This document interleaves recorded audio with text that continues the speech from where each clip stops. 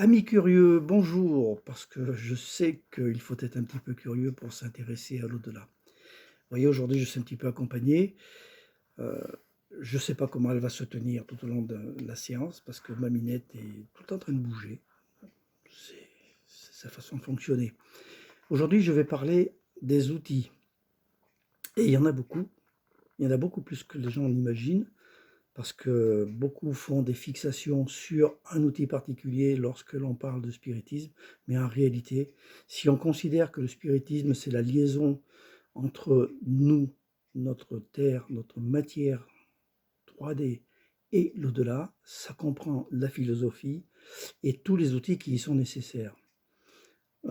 Parmi lesquels, les premiers d'entre eux, ce sont, à mon sens, la pensée, que l'on appelle également prière ou demande intérieure, le ressenti, c'est très important, un petit peu différent de l'intuition à mon sens. L'intuition serait une information qui viendrait de l'intérieur de nous, qui nous serait personnelle, alors que le ressenti nous viendrait de l'au-delà. Bon, c'est ma vision des choses, je ne dis pas que vous êtes obligé d'avoir la même. Ensuite, on passe à des outils plutôt pratiques. Je pense au pendule. Oui, le pendule accompagné d'un cadran sur lequel sont écrits des lettres et des chiffres, eh bien, ça donne des résultats extraordinaires. Christian Cambois, depuis 25 ans maintenant, communique avec son guide et il obtient des résultats rapides et très performants. Ensuite, j'ai vu récemment des gens utiliser la baguette de sorcier.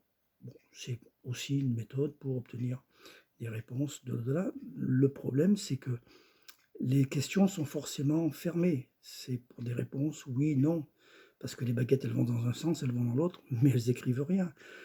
Bon, ça peut être un outil d'apprentissage, mais pourquoi pas, après tout. Ensuite viennent des outils un petit peu plus traditionnels, je dirais. Ce sont ce que l'on appelle les tables tournantes, ou les tables frappantes, ou les tables parlantes. Enfin, ça peut avoir plusieurs dénominations. Là, il y a une grande table, plusieurs médiums, plusieurs personnes sont assises autour de cette table, les mains posées dessus et posent des questions qui sont aussi fermées pour avoir des réponses oui, non, un coup pour oui, deux coups pour non, mais qui peuvent être aussi des questions ouvertes dans la mesure où on peut épeler l'alphabet par exemple et la table fait un bruit, tape, lorsque on arrive sur la bonne lettre. C'est une des méthodes qui peut être utilisée. On peut aussi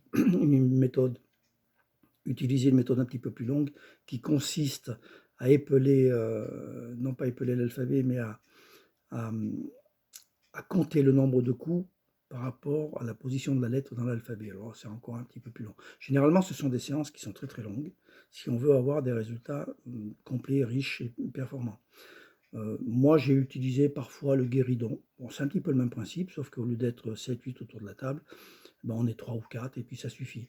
Le guéridon est plus léger, il se lève, il tourne, c'est assez comique parfois, c'est assez intéressant parce qu'on peut avoir aussi des résultats. Ils ne sont pas aussi performants qu'avec l'écriture automatique, par exemple. Alors, un outil que je privilégie parmi d'autres, mais maintenant vous le savez, c'est la planche Ouija.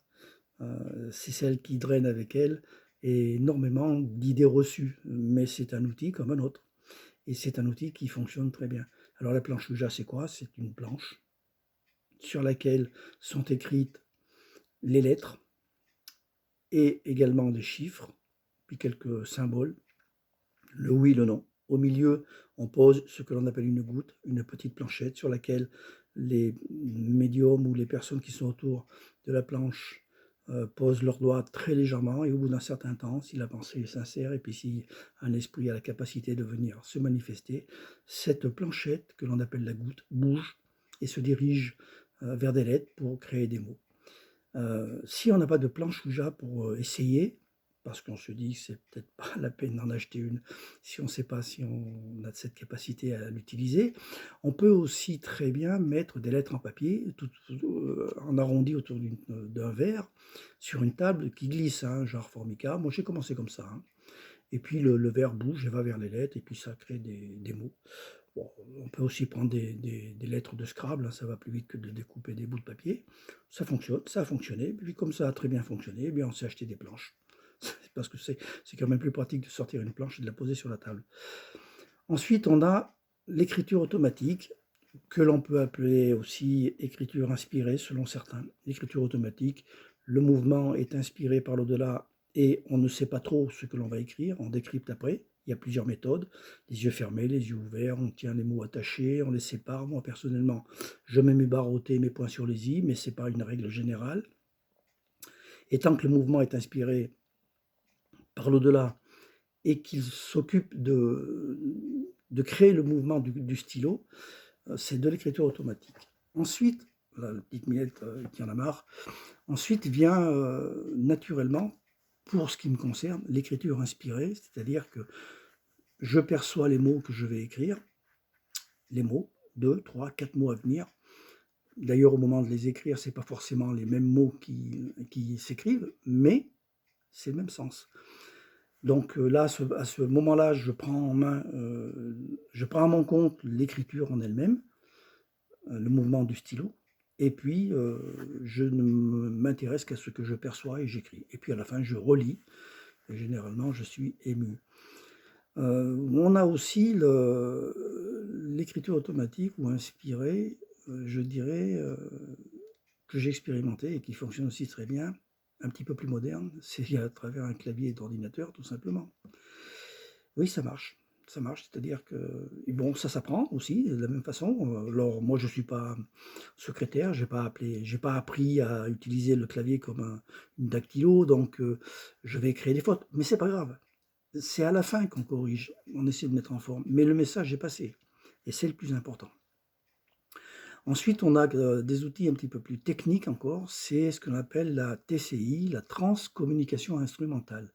Alors il y a plusieurs méthodes, hein, il y a le son, c'est la plus connue, c'est-à-dire qu'on a un bruit de fond qui est utilisé comme base, comme support par les esprits, qui transforment ce son, qui l'utilisent, et c'est à la réécoute que l'on obtient le résultat de la transmission.